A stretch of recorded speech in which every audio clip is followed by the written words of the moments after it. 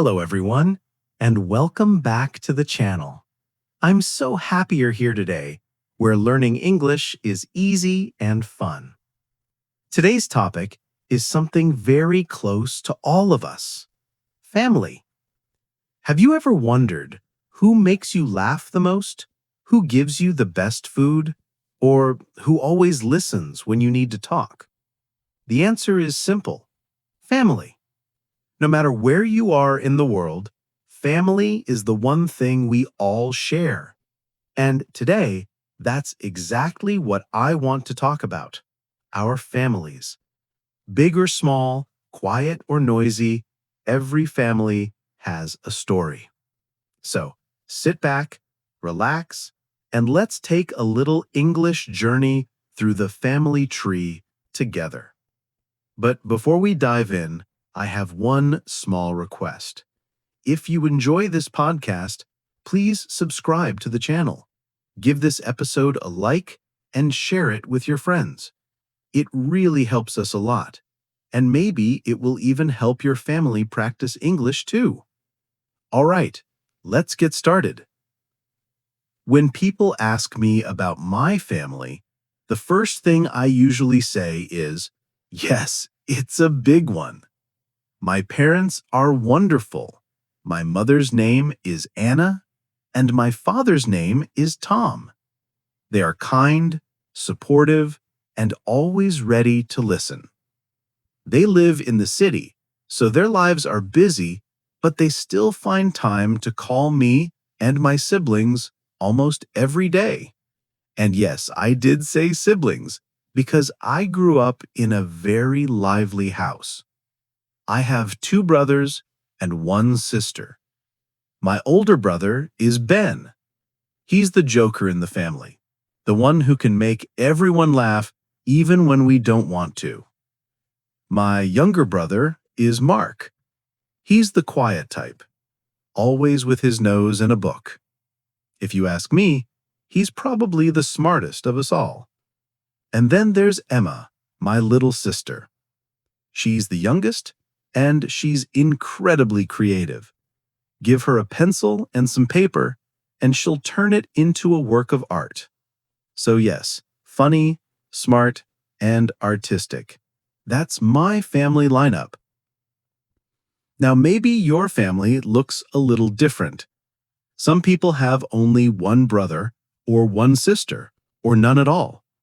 One of my friends, for example, has just one younger sister.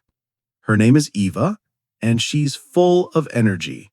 She loves sports, tennis, swimming, you name it. Families come in all shapes and sizes, but each one has something special. Of course, we can't forget about grandparents. Grandparents are like the secret treasure of the family. My grandmother on my mother's side is named Mia, and on my father's side, her name is Sarah. Beautiful names, right?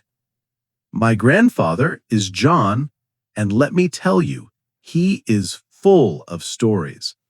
When he starts talking about the old days, everyone in the room goes quiet, because we know we're about to hear something special. My friends also have amazing grandparents. For example, one has a grandmother, Jane, and a grandfather, Alex. They live in the countryside, in a house with a huge garden full of flowers and vegetables. I think that's one of the best things about grandparents.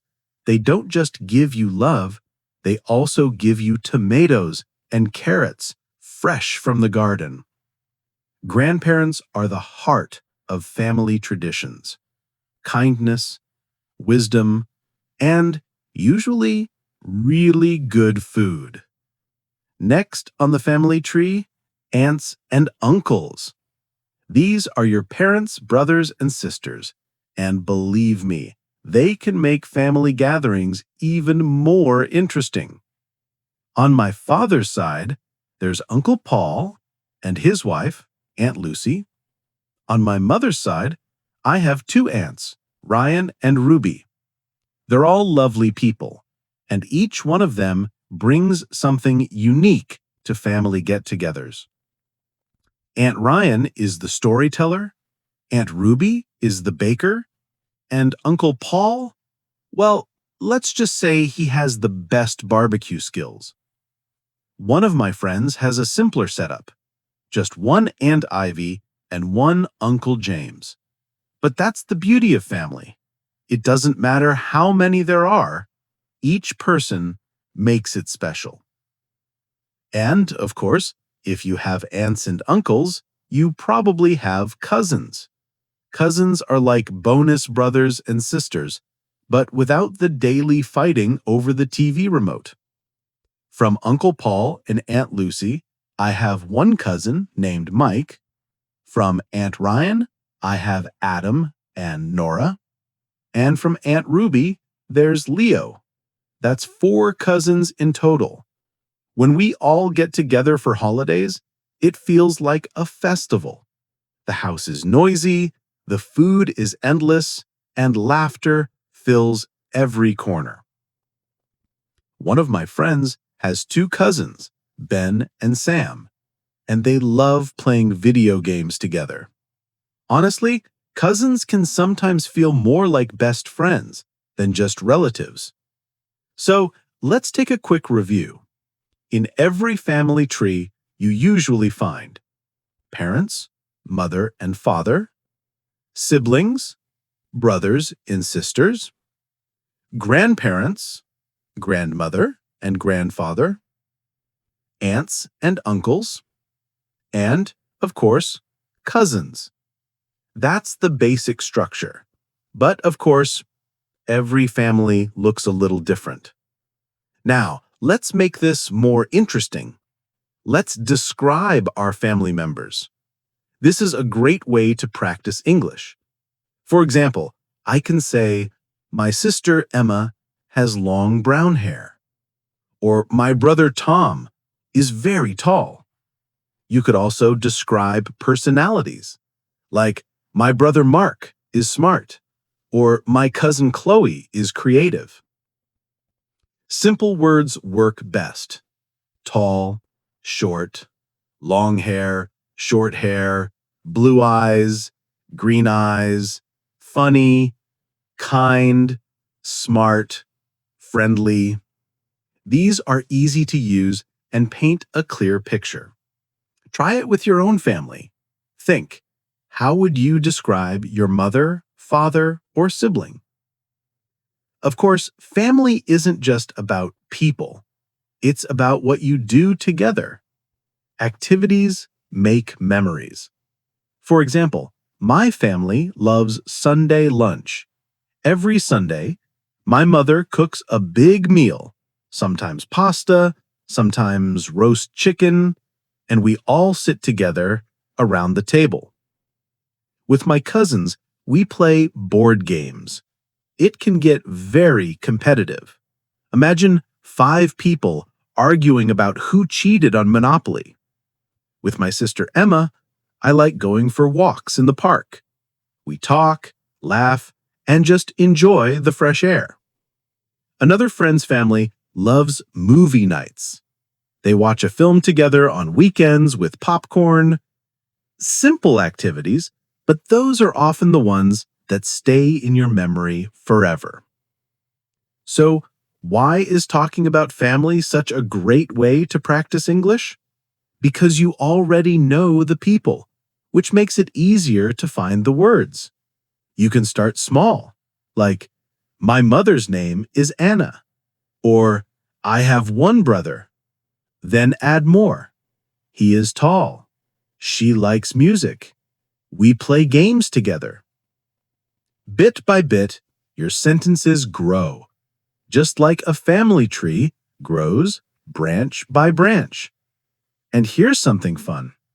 Family vocabulary is universal. Whether you say mother or mom, father or dad, people understand you everywhere. And a smile, that's understood in every language. Before we wrap up, I want you to do a little challenge. I want you to think about your family right now. What one word would you use to describe them? Maybe kind, funny, loud, or even crazy. Write it down, then try to make a full sentence. For example, my family is funny. Or, my family is loud but loving. This is your mini homework. And trust me, it's a fun way to connect your English practice to your real life. So, what have we learned today? We've walked through the family tree: parents, siblings, grandparents, aunts and uncles, and cousins. We've described appearances and personalities. We've talked about family activities and traditions. And most importantly, we've reminded ourselves that family is not just about names and relationships, it's about love, laughter, and connection. And now, I want to hear from you. In the comments, tell me something about your family. Just one simple sentence. I have one sister. Share your story. I'd love to read it. Don't forget to subscribe to the channel, share this podcast with your friends, and of course, keep practicing your English every day.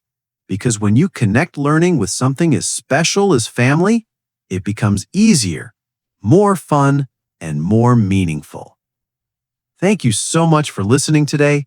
Until next time, keep smiling, keep learning, and maybe give your family a big hug.